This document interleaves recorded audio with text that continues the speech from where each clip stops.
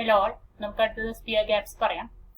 Sphere gap is also method use for measurement of voltages. High voltage AC voltage ആവാം, DC voltage ആവാം. രണ്ടും voltage measure ചെയ്യാനായിട്ട് നമുക്ക് sphere gap use ചെയ്യാൻ പറ്റും. In spear gap, what we are having is that we are having two adjacent metal spheres of equal diameter. രണ്ട് equal diameter ഉള്ള metal spheres ഉണ്ട്. Whose separation distance is limited. രണ്ടാളുടെയും കൂടിയുള്ള separation distance ഒരു particular distanceൽ മാത്രമാണ് അത് വെക്കാൻ പറ്റുക. ഒരു particular ലിമിറ്റിലായിരിക്കും അതിന്റെ separation distance ഉണ്ടാവുള്ളൂ. From a spear gap, for the measurement of the peak value of either AC or DC or both type of impulse or both type of impulsive voltage. ഏത് വേണമെങ്കിലും ആവാം, AC ആവാം, DC ആവാം. A spark gap may be used for the determination of the peak value of the voltage wave. ആ voltage wave ന്റെ peak value measure ചെയ്യാനായിട്ട് ഒരു spark gap use ചെയ്യാൻ പറ്റും. അതിനൊപ്പം തന്നെ it can be also used for checking or calibrating the voltmeter and other voltage measuring devices. മറ്റ് devices ഒക്കെ മെഷർ ചെയ്യാനായിട്ടൊക്കെ കാലിബ്രേറ്റ് ചെയ്യാനായിട്ടൊക്കെ നമുക്ക് ഈ പറഞ്ഞ മെത്തേഡ് പോസിബിൾ ആണ്. രണ്ട് കോൺഫിഗറേഷൻസ് ആണ് ഉള്ളത്. We are having a vertical arrangement as well as we are having a horizontal arrangement. Vertically with a lower sphere grounded. Vertical arrangement ആകുമ്പോൾ ലോവർ സ്പിയർ ഗ്രൗണ്ടഡ് ആയിരിക്കും. Horizontally ആകുമ്പോൾ both spheres are connected to the voltage source or one of the sphere is grounded. രണ്ട് voltage സോഴ്സിലേക്ക് connect ചെയ്യാം, അല്ലാന്ന് വെച്ചാൽ നമുക്ക് ഒരു സ്പിയർ ഗ്രൗണ്ട് ചെയ്യാം. ഹൊറിസോണ്ടൽ ആണെങ്കിൽ. വെർട്ടിക്കൽ ആണെങ്കിൽ താഴെയുള്ള കൊടുത്തിട്ടുള്ള സ്പിയർ ഗ്രൗണ്ടഡ് ആയിരിക്കും. ഓക്കെ, ഇനി the basic mechanism of HV measurements by എങ്ങനെയാണ് നമുക്കൊരു ഹൈ വോൾട്ടേജ് എങ്ങനെയാണ് സ്പിയർ ഗ്യാപ്പ് ഉപയോഗിച്ചിട്ട് മെഷർ ചെയ്യാൻ പറ്റുമെന്ന് നോക്കുന്നത്. Breakdown voltage of air gap in uniform field determined by the gap distance. എത്രത്തോളം ഡിസ്റ്റൻസിൽ എത്തുമ്പോഴാണ് അതിനിടയ്ക്കുള്ള വോൾട്ടേജ് ബ്രേക്ക് ഡൗൺ ഉണ്ടാവണമെന്ന് അറിയാനായിട്ട് നമുക്ക് ഈ മെത്തേഡ് യൂസ് ചെയ്യാൻ പറ്റും. അതുപോലെ a quasi uniform field between two spheres. രണ്ട് സ്പിയറിന്റെ ഇടയ്ക്കുള്ള ഒരു ക്വാസി യൂണിഫോം ഫീൽഡിനെ മെഷർ ചെയ്യാനായിട്ട് നമുക്ക് പോസിബിലിറ്റി ഉണ്ട്. എന്താ ഈ ബ്രേക്ക് ഡൗൺ സ്ട്രെങ്ത് എന്ന് വെച്ചാൽ എത്ര എത്തുന്ന സമയത്താണ് അതിന്റെ ബ്രേക്ക് ഡൗൺ ആവുന്നത്, എത്ര എത്തുന്ന സമയത്താണ് അത് കണ്ടക്ട് ചെയ്യാൻ തുടങ്ങണത് എന്നാണ് നമ്മൾ ഈ ബ്രേക്ക് ഡൗൺ സ്ട്രെങ്ത് കൊണ്ട് ഉദ്ദേശിക്കുന്നത്.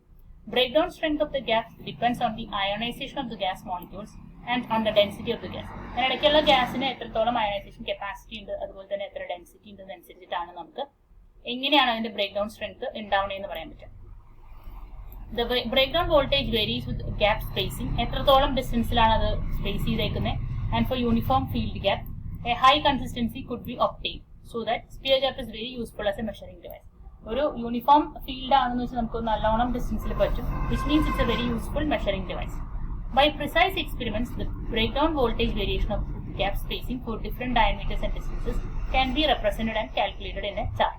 അതിന്റെ അർത്ഥം നമുക്ക് പല ഡയമീറ്റർ ഉള്ള സ്പിയർ ഗ്യാപ്പ് വെച്ചിട്ട് അതുപോലെ പല മെറ്റീരിയൽ വെച്ചിട്ട് നമുക്ക് എത്ര എത്തുമ്പോഴാണ് ഈ ബ്രേക്ക് ഡൗൺ വോൾട്ടേജ് ഉണ്ടാവണേ ആ വേരിയേഷൻ നമുക്ക് ഒരു ചാർട്ട് പോലെ റെപ്രസെന്റ് ചെയ്യാനായിട്ട് പറ്റും. പല സ്പേസിന്, പല ഗ്യാസിന്, അതുപോലെ പല ഡയമീറ്ററിനൊക്കെ നമുക്ക് പല കണ്ടീഷൻസിന് ഇത് മെഷർ ചെയ്യാൻ പറ്റും. The potential difference between the spheres is raised until a spark gap passes between them. അതിനിടയ്ക്ക് അതായത് ഇതിന്റെ ഇടയിൽ ഈ രണ്ട് സ്പിയറിന്റെ ഇടയിലുള്ള ഒരു സ്പാർക്ക് പാസ് ചെയ്യുന്ന വരെ നമ്മൾ അതിനിടയ്ക്കുള്ള പൊട്ടൻഷ്യൽ ഇൻക്രീസ് ചെയ്തുകൊണ്ടിരിക്കും, അല്ലെങ്കിൽ പൊട്ടൻഷ്യൽ ഡിഫറൻസ് ഇൻക്രീസ് ചെയ്തുകൊണ്ടിരിക്കും. പിന്നെ എന്തിനാണ് ഈ ബ്രേക്ക് ഡൗൺ ഗ്യാസിന്റെ ബ്രേക്ക് ഡൗൺ സ്ട്രെങ്ത് ഡിപ്പെൻഡ് ചെയ്യുന്നത് എന്തിനെയൊക്കെയാണ്? It depends on the size of the sphere, distance apart, എത്രത്തോളം സൈസിലാണ് സ്പിയർ ഉള്ളത്, അവർ എത്രത്തോളം ദൂരത്തിലാണ് ഇരിക്കണേ, അതുപോലെ ക്ലൈമാറ്റിക് കണ്ടീഷനിങ്, ഇങ്ങനെ പല കണ്ടീഷൻസിന്റെ ബേസിസിലായിരിക്കും ആ സ്പിയർ ഗ്യാപ്പിന്റെ ഗ്യാസിന്റെ ബ്രേക്ക് ഡൗൺ സ്ട്രെങ്ത് ഉണ്ടായിരിക്കും. The density of the gas generally affects the spark over voltage for a given gap setting. ഒരു പെർട്ടിക്കുലർ ഗ്യാപ്പ് സെറ്റിംഗിന് രണ്ടുപേരും തമ്മിൽ ഒരു പെർട്ടിക്കുലർ ഡിസ്റ്റൻസിലാണ് വെച്ചിരിക്കണമെന്ന് വെച്ച് കഴിഞ്ഞാൽ അതിന്റെ ഇടയ്ക്കുള്ള ഗ്യാസിന്റെ ഡെൻസിറ്റി ഒരു വലിയ ഇമ്പോർട്ടന്റ് ഫാക്ടർ ആയിരിക്കും. അതിന്റെ അർത്ഥം നമ്മുടെ ഗ്യാസിന്റെ ഡെൻസിറ്റി ഫാക്ടറായ ഡെൽറ്റയും കൂടെ നമുക്ക് അതിനു വേണ്ടി യൂസ് ചെയ്യേണ്ടി വരും. ഗ്യാപ്പ് ഇൻക്രീസ് ചെയ്യുന്ന സമയത്ത് ഇതിന്റെ വ്യത്യാസം ആക്യുറസിക്ക് ഡിഫറൻസ് വരും. ഓക്കെ, പിന്നെ എന്തിനെ എത്രത്തോളം സ്പേസിലാണ് ഇത് വെച്ചിരിക്കുന്നതെന്ന് അനുസരിച്ചിട്ടാണ് നമുക്ക് അതുപോലെ തന്നെ സ്പിയറിന്റെ ഡയമീറ്ററിന്റെയും ബേസിസിലാണ് എത്രത്തോളം ആക്യുറസി ഉണ്ടെന്ന് പറയാൻ പറ്റും. ഇതിൽ തമ്മിലുള്ള ഡിസ്റ്റൻസിനെ സ്മോൾ ലെറ്റർ d കൊണ്ടും അതുപോലെ തന്നെ ക്യാപിറ്റൽ D കൊണ്ട് സ്പിയറിന്റെ ഡയമീറ്ററിനെയാണ് റെപ്രസെന്റ് ചെയ്യുന്നത്. 0.5d, അതായത് ഇത് തമ്മിലുള്ള റിലേഷൻഷിപ്പ് ആണ് കേട്ടോ. ഈ തമ്മിലുള്ള സ്പേസിങ്ങും അതുപോലെ തന്നെ ഈ സ്പിയറിന്റെ ഡയമീറ്ററും തമ്മിലുള്ള റിലേഷൻഷിപ്പ് ആണ്. ഇത് തമ്മിലുള്ള റിലേഷൻഷിപ്പ് ഇങ്ങനെയാണെന്ന് വെച്ച് കഴിഞ്ഞാൽ ആക്യുറസി ഈ ഒരു റേഞ്ചിലായിരിക്കും. അതുപോലെ തന്നെ ഈ ഒരു particular 0.75d greater than d ഈ ഒരു റേഞ്ചിനകത്താണെന്ന് വെച്ചാൽ ആക്യുറസി 5% അടുത്തായിരിക്കും. അതായത് റിലേഷൻഷിപ്പ് പറയുന്നത് എത്രത്തോളം ഡിസ്റ്റൻസിലാണ് അവർ തമ്മിൽ സ്പേസ് ചെയ്തേക്കുന്നതെന്നും അതുപോലെ സ്പിയറിന് എത്രത്തോളം ഡയമീറ്റർ ഉണ്ട് എന്ന് രണ്ടിന്റെയും തമ്മിലുള്ള ബന്ധത്തിലാണ് യൂഷ്വലി ഇത് ആക്യുറസി എത്രയുണ്ടെന്ന് പറയാൻ പറ്റുക. അപ്പോൾ ആക്യുറേറ്റ് ആയിട്ടുള്ള മെഷർമെന്റ്സ് ആണെന്ന് വെച്ച് കഴിഞ്ഞാൽ നമ്മൾ 0.75d കൂടുതൽ വരുന്ന രീതിയിൽ അതിനെ മെഷർ ചെയ്യുക. ഓക്കെ,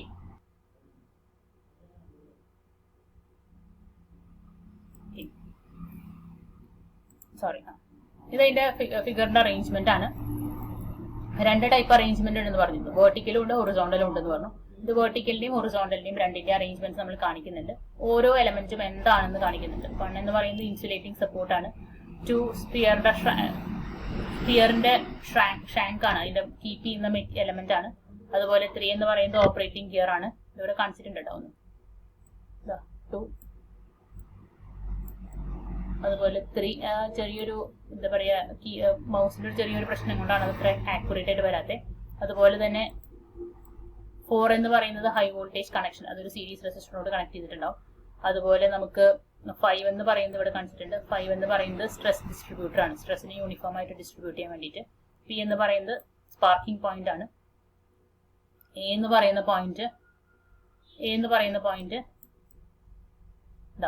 പറയുന്ന പോയിന്റ് എത്രത്തോളം ഹൈറ്റിലാണ് ഗ്രൗണ്ട് പ്ലേറ്റിനെക്കാട്ടി എത്രത്തോളം ഡിസ്റ്റൻസിലാണ് ഈ ഒരു ഡിസ്റ്റൻസ് എത്രത്തോളം ഡിസ്റ്റൻസിലാണ് വെച്ചിരിക്കുന്നത് എന്ന് പറയുന്നത്. B എന്ന് പറയുന്നത് ഫ്രീ സ്പേസ് എത്രത്തോളം ഉണ്ട്, എക്സ്റ്റേണൽ ആയിട്ടുള്ള ഫ്രീ സ്പേസ് എത്രയുണ്ടെന്ന് B കാണിക്കുന്നുണ്ട്, ഇവിടെ B കാണിക്കുന്നുണ്ട്. X എന്ന് പറയുന്നത് item number 4 not to pass through this plane, ആ ഒരു പ്ലെയിനിൽ കൂടെ പാസ് ചെയ്യരുത് എന്നാണ് ഉദ്ദേശിക്കുന്നത്. ഈ ഒരു സ്ഥലത്തിൽ കൂടെ അത് പാസ് ചെയ്യരുത് എന്നാണ് ഉദ്ദേശിക്കുന്നത്. ഇനി ഹൊറിസോണ്ടൽ ആയിട്ടുള്ള നേരത്തെ കാണിച്ചത് വെർട്ടിക്കൽ സ്പിയർ ഗ്യാപ്പ് ആണ്. അപ്പോൾ ഇങ്ങനെ 2 എണ്ണം വെച്ചിട്ടുണ്ടാവും, താഴത്തത് ഗ്രൗണ്ട് ചെയ്തിട്ടുണ്ടാവും എന്ന് പറഞ്ഞു. ഇനി ഹൊറിസോണ്ടൽ ആണ്. ഹൊറിസോണ്ടൽ 2 വേണമെങ്കിൽ സോഴ്സിലേക്ക് കൊടുക്കാം, അല്ലെങ്കിൽ ഒരെണ്ണം മാത്രം സോഴ്സിലേക്ക് കൊടുക്കാം, മറ്റത് ഗ്രൗണ്ട് ചെയ്യാം. ഓക്കെ, ഫിഗർ നിങ്ങൾ പഠിക്കണം കേട്ടോ. പിന്നെ ഇനി നമുക്ക് സ്പിയർ ഗ്യാപ്പിനകത്ത് എക്സസീവ് ആയിട്ടുള്ള പ്രോബ്ലംസ് ഫിറ്റിംഗ് അല്ലെങ്കിൽ അതിന്റെ മുകളിൽ പ്രോബ്ലംസ് ഉണ്ടാവാതിരിക്കാൻ വേണ്ടിയിട്ട് നമ്മൾ യൂഷ്വലി ഒരു സീരീസ് റെസിസ്റ്റൻസ് അതിന്റെ കൂടെ ഇൻസേർട്ട് ചെയ്യും. നമുക്ക് DC വോൾട്ടേജോ AC വോൾട്ടേജോ ഏത് വേണമെങ്കിൽ മെഷർ ചെയ്യാം. മെഷർ ചെയ്യുന്ന സമയത്ത് നമ്മളൊരു റെസിസ്റ്റർ 0.1 to 1 മെഗാ ഓമിന്റെ ഇടയിൽ റേഞ്ച് വരുന്ന ഒരു റെസിസ്റ്റർ നമ്മൾ അതിന്റെ കൂടെ സീരീസ് ആയിട്ട് ആഡ് ചെയ്യും. ഇമ്പൾസ് വോൾട്ടേജ് എന്ന് ഉദ്ദേശിക്കുന്നത് പെട്ടെന്ന് ഉണ്ടാവുന്ന വോൾട്ടേജ് ആണല്ലോ ഇമ്പൾസ് വോൾട്ടേജ്. ഇപ്പൊ നമുക്കൊരു ലൈറ്റ്നിങ് സ്ട്രൈക്ക് ഒക്കെ വരുന്ന സമയത്ത് ഉണ്ടാവുന്നതാണ് ഇമ്പൾസ് വോൾട്ടേജ്. അത് 500 ഓമിനെക്കാട്ടി it should not exceed 500 ohm and its inductance should be smaller than 300 microhenry. ആ രീതിയിൽ കിട്ടണ ആണെങ്കിൽ മാത്രമേ നമുക്ക് മെഷർ ചെയ്യാൻ പറ്റുള്ളൂ. ചിലപ്പോൾ ബ്രേക്ക് ഡൗൺ ഒക്കെ ഉണ്ടാവും. ഓക്കെ, പിന്നെ അതിന്റെ ഒരു ഗ്രാഫ് നേരത്തെ പറഞ്ഞു. നമുക്ക് അതിന്റെ എത്രത്തോളം ഡിസ്റ്റൻസിലും എത്രത്തോളം സ്പിയറിന്റെ സൈസും അതുപോലെ തന്നെ ഡയമീറ്ററും തമ്മിൽ എത്ര ഡിസ്റ്റൻസിലാണ് വെച്ചിരിക്കുന്നതിനനുസരിച്ചിട്ട് ഒരു ഗ്രാഫ് പ്ലോട്ട് ചെയ്യാം, അല്ലെങ്കിൽ ഒരു ചാർട്ട് ഉണ്ടാക്കാന്ന് പറഞ്ഞു. ചാർട്ടാണ് കാണിച്ചിരിക്കുന്നത്. അടുത്ത ടോപ്പിക് ഹോൾ ഇഫക്റ്റ് ആണ്. ഹോൾ ഇഫക്റ്റ് ഉണ്ടാക്കിയ ആളുടെ പേര് എഡ്വിൻ ഹോൾ എന്നാണ്. അപ്പോൾ എവിടെയാണ് ഹോൾ ഇഫക്റ്റ് ഉണ്ടാവണേ? ഒരു കണ്ടക്ടറിൽ കൂടെ കറണ്ട് ഫ്ലോ ഉണ്ടാവുന്ന സമയത്ത്, അല്ലെങ്കിൽ സെമി കണ്ടക്ടറിൽ കൂടെ കറണ്ട് ഫ്ലോ ഉണ്ടാവുന്ന സമയത്ത് അവിടെ മാഗ്നറ്റിക് ഫീൽഡ് പ്രസന്റ് ആണെങ്കിൽ, ദാറ്റ് ഇസ് കറണ്ട് ഫ്ലോയ്ക്ക് പെർപെൻഡിക്കുലർ ആയിട്ട് ഒരു മാഗ്നറ്റിക് ഫീൽഡ് പ്രസന്റ് ആണെങ്കിൽ ഈ കറണ്ടും മാഗ്നറ്റിക് ഫീൽഡും കൂടെ കമ്പൈൻ ചെയ്തിട്ട് ഒരു വോൾട്ടേജ് ഉണ്ടാവും. ആ വോൾട്ടേജിനെ വിളിക്കുന്ന പേരാണ് ഹോൾ ഇഫക്റ്റ്. എന്താണ്? ഒരു കറണ്ട് ഫ്ലോ ഉണ്ടാവണം, ആ കറണ്ട് ഫ്ലോന് പെർപെൻഡിക്കുലർ ആയിട്ട് ഒരു മാഗ്നറ്റിക് ഫീൽഡ് ഉണ്ടാവണം. രണ്ടും കൂടെ ഒരുമിച്ചുണ്ടെങ്കിൽ അവിടെ ഒരു വോൾട്ടേജ് ജനറേറ്റ് ആവും. ആ പ്രൊസീജിയറിനെ വിളിക്കുന്ന പേര് അല്ലെങ്കിൽ ആ ഒരു ഫിനോമിനെ വിളിക്കുന്ന പേരാണ് ഹോൾ ഇഫക്റ്റ്. അതുകൊണ്ട് ഉണ്ടാവുന്ന വോൾട്ടേജിനെ വിളിക്കുന്ന പേരാണ് ഹോൾ വോൾട്ടേജ്. അത് എന്തിനോട് പ്രൊപ്പോർഷണൽ ആണ്? It is approximately linear two the magnetic flux density. നേരത്തെ എഴുതിയ മാഗ്നറ്റിക് ഫ്ലക്സ് ഡെൻസിറ്റി എന്ന് പറഞ്ഞ ടേമിനോട് അപ്രോക്സിമേറ്റ്ലി ലീനിയർ ആയിട്ടുള്ള രീതിയിലാണ് ഈ റിലേഷൻഷിപ്പ് വരും. ഇവിടെ കാണിച്ചിട്ടുണ്ട് ഒരു കറണ്ട് ഫ്ലോ ഉണ്ടാവുന്നുണ്ട്.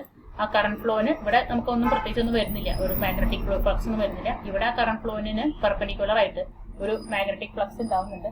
അപ്പോൾ രണ്ടും കൂടെ ഉള്ള ഇന്ററാക്ഷൻ കൊണ്ട് നമുക്കിവിടെ ഒരു വോൾട്ടേജ് ഉണ്ടാവും. ആ വോൾട്ടേജിനെ വിളിക്കാനാണ് ഹോൾ വോൾട്ടേജ്. ആ പ്രൊസീജിയറിനെ വിളിക്കാനാണ് ഹോൾ ഇഫക്റ്റ്. ഇനി അതിനു വേണ്ടി നമുക്ക് സെൻസർ ഉണ്ട്. ആ ഹോൾ ഇഫക്റ്റിനുള്ള സെൻസർ ഉണ്ട്. അതിനെ single device that works as magneto-electric transducer and uses the Hall effect to measure or sense the magnetic field. അപ്പോൾ ഹോൾ ഇഫക്റ്റ് ഉപയോഗിച്ചിട്ട് നമുക്ക് മാഗ്നറ്റിക് ഫീൽഡ് സെൻസ് ചെയ്യാൻ പറ്റുന്ന ആ എലമെന്റിനെ വിളിക്കുന്ന പേരാണ് ഹോൾ എലമെന്റ് എന്ന് വിളിക്കുന്ന പേര്. അത് സാധാരണ നമുക്ക് ഡിജിറ്റൽ ആപ്ലിക്കേഷൻസിനൊക്കെ നമ്മൾ ഈ ഹോൾ എലമെന്റ് യൂസ് ചെയ്യാറുണ്ട്. അപ്പൊ അവിടെ നമ്മൾ ഈ ഹോൾ എലമെന്റ് ഒരു സിഗ്നൽ കണ്ടീഷനിങ് സർക്യൂട്ടറി ആയിട്ട് അറ്റാച്ച് ചെയ്തിട്ട് ഒരു IC പോലെ സിംഗിൾ പാക്കേജ് ആയിട്ട് നമുക്ക് അവൈലബിൾ ആണ്. അതുപോലെ തന്നെ ഈ ഹോൾ എലമെന്റ് നമുക്ക് ഈ മാഗ്നറ്റിക് ഫ്ലക്സിന് പെർപെൻഡിക്കുലർ ആയിട്ടുള്ള മാഗ്നറ്റിക് ഫ്ലക്സിന് റിയാക്ട് ചെയ്യും എന്ന് നമ്മൾ പറഞ്ഞിട്ടുണ്ട്. അപ്പൊ അതുകൊണ്ട് പ്രോപ്പർ ആയിട്ടുള്ള IC ഓപ്പറേഷൻ നമുക്ക് ഇമ്പോർട്ടന്റ് ആണ്. ഓക്കെ, പിന്നെ സെൻസർ തന്നെ, അതായത് ഒരു മാഗ്നറ്റിക് ഫീൽഡിനെ സെൻസ് ചെയ്യാൻ ഉപയോഗിക്കുന്ന ഡിവൈസ് ആണ് സെൻസർ നമ്മൾ പറഞ്ഞു. അതൊരു സാധാരണ നല്ലൊരു സെൻസിങ് ടെക്നോളജിയാണ്, ഐഡിയൽ സെൻസിങ് ടെക്നോളജിയാണ്. അത് ഉണ്ടാക്കുന്നത് എങ്ങനെയാണെന്ന് വെച്ചാൽ it is constructed from a thin sheet of conductive material with output connections perpendicular to the direction of the current flow. ഈ കറന്റ് ഫ്ലോന് പെർപെൻഡിക്കുലർ ആവുന്ന രീതിയിൽ അതിന്റെ ഡയറക്ഷൻ ഓഫ് കറന്റ് ഫ്ലോന് പെർപെൻഡിക്കുലർ ആവുന്ന രീതിയിൽ ഔട്ട്പുട്ട് കണക്ഷൻ ഉള്ള ഒരു ഷീറ്റ്, കണ്ടക്ടീവ് മെറ്റീരിയലിന്റെ ഷീറ്റ് വെച്ചിട്ടാണ് ഈ ഹോൾ ഇഫക്റ്റ് സെൻസർ ഉണ്ടാക്കുന്നുണ്ടാവുക. ഓക്കെ, അതുപോലെ തന്നെ നമുക്ക് വെൻ സബ്ജക്ട് ടു മാഗ്നറ്റിക് ഫീൽഡിനെ സബ്ജക്ട് ചെയ്ത് കഴിഞ്ഞാൽ what happens? It response with an output voltage. അതിന് നമുക്ക് അതിന്റെ ഇഫക്റ്റ് ആയിട്ട് ഉണ്ടാവണം എന്ന് പറയുന്ന ഒരു വോൾട്ടേജ് ആണ് ഇല്ലേ. It response with an output voltage proportional to the magnetic field strength. ഇതിന് ഈ ഫീൽഡ് സ്ട്രെങ്ത്തിന് പ്രൊപ്പോർഷണൽ ആയിട്ടുള്ള ഒരു വോൾട്ടേജ് ഉണ്ടാവുകയാണ് അതിന്റെ ഒപ്പം ചെയ്യാം. അപ്പൊ അതിനെ സെൻസ് ചെയ്യാൻ അതിന് പറ്റും. അതുപോലെ വോൾട്ടേജ് ഔട്ട്പുട്ട് സാധാരണ ഇതിൽ വളരെ ചെറുതായിരിക്കും, മൈക്രോ വോൾട്ട് റേഞ്ചിലേ ഉണ്ടാവുള്ളൂ. അതുപോലെ തന്നെ അത് കറക്റ്റ് ആയിട്ട് ഫുൾ വോൾട്ടേജ് ലെവൽ എത്തണം വെച്ച് കഴിഞ്ഞാൽ അഡീഷണൽ ആയിട്ടുള്ള ഇലക്ട്രോണിക് എലമെന്റ്സും കൂടെ അതിന്റെ കൂടെ ആഡ് ചെയ്യേണ്ടി വരും. അതുപോലെ തന്നെ ഈ ഹാൾ ഇഫക്റ്റ് നമുക്ക് ഇലക്ട്രോണിക് എലമെന്റ്സിന്റെ കൂടെ കമ്പൈൻ ചെയ്ത് കഴിഞ്ഞാൽ നമുക്ക് അതിനെ വിളിക്കുന്ന പേരാണ് ഹാൾ ഇഫക്റ്റ് സെൻസർ. അപ്പൊ ഞാൻ നേരത്തെ കഴിഞ്ഞ സ്ലൈഡിൽ നമ്മൾ പറഞ്ഞിട്ടുണ്ടായി ഇതിന്റെ കൂടെ സിഗ്നൽ കണ്ടീഷനിങ് എലമെന്റ്സും കൂടെ ആഡ് ചെയ്തിട്ടുണ്ടാവും. ഇത് അതിന്റെ ഒരു അറേഞ്ച്മെന്റ് ആണ് കാണിച്ചിരിക്കുന്നത്. നമുക്ക് മെഷർ ചെയ്യേണ്ട ക്വാണ്ടിറ്റി, അതുപോലെ അതിന്റെ ഇന്റർഫേസ് സിസ്റ്റം, ഈ മൊത്തത്തിൽ ഈ പെട്ടീനെ വിളിക്കുന്നതാണ് സെൻസിങ് ഡിവൈസ്. അപ്പൊ അതിന്റെ കൂടെ ഒരു മാത്തമാറ്റിക്കലായിട്ട് എത്രത്തോളം ഉണ്ട് എന്ന് അറിയാൻ പറ്റും. ഒരു ഹാൾ എലമെന്റ് ഉണ്ടാവും, അതിന്റെ കൂടെ നമുക്ക് ആ ഹാൾ ഇഫക്റ്റ് സെൻസർ കറണ്ടിന് പ്രൊപ്പോർഷണൽ ആയിട്ടുള്ള കറണ്ടിന് പെർപെൻഡിക്കുലർ ആയിട്ട് മാഗ്നറ്റിക് ഫീൽഡിന് കിട്ടുന്ന രീതിയിൽ മെഷർ ചെയ്യുന്നത്. അതുപോലെ ഔട്ട്പുട്ട് ഇന്റർഫേസ്, സിഗ്നലിംഗ് സിസ്റ്റം, ഇത് വെച്ചിട്ട് നമുക്ക് ഹാൾ ഇഫക്റ്റ് സെൻസറിന്റെ റെപ്രസെന്റേഷൻ കാണിക്കാം. അതുപോലെ തന്നെ മാഗ്നറ്റിക് സിസ്റ്റം റെസ്പോൺസ് ഏത് ഫിസിക്കൽ ക്വാണ്ടിറ്റിനാണോ മെഷർ ചെയ്യുന്നത് അതിന് പ്രോപ്പർ ആയിട്ടുള്ള ഇന്റർഫേസ് കൊടുത്തു കഴിഞ്ഞാൽ നമുക്ക് അതിന് റിയാക്ഷൻ ഉണ്ടായി അതിന്റെ റെസ്പോൺസ് ഉണ്ടാവും. അതുപോലെ ഔട്ട്പുട്ട് ഇന്റർഫേസ് എന്ത് ചെയ്യുന്ന വെച്ചാൽ ഇലക്ട്രിക്കൽ സിഗ്നലിനെ ഹാൾ ഇഫക്റ്റ് സെൻസറിൽ നിന്ന് ഒരു നമുക്ക് വേണ്ട രൂപത്തിലുള്ള സിഗ്നലാക്കി മാറ്റാൻ പറ്റും. അതൊരു basic magnetic field strength sensor ആണെന്ന് നമ്മൾ പറഞ്ഞു. അതുപോലെ തന്നെ അതിന്റെ സിഗ്നൽ കണ്ടീഷനിങ് എലമെന്റ്സിൽ നമുക്ക് ആംപ്ലിഫയർ ഉണ്ടാവും, അതുപോലെ ടെമ്പറേച്ചർ കോമ്പൻസേഷൻ ഫെസിലിറ്റി ഉണ്ടാവും.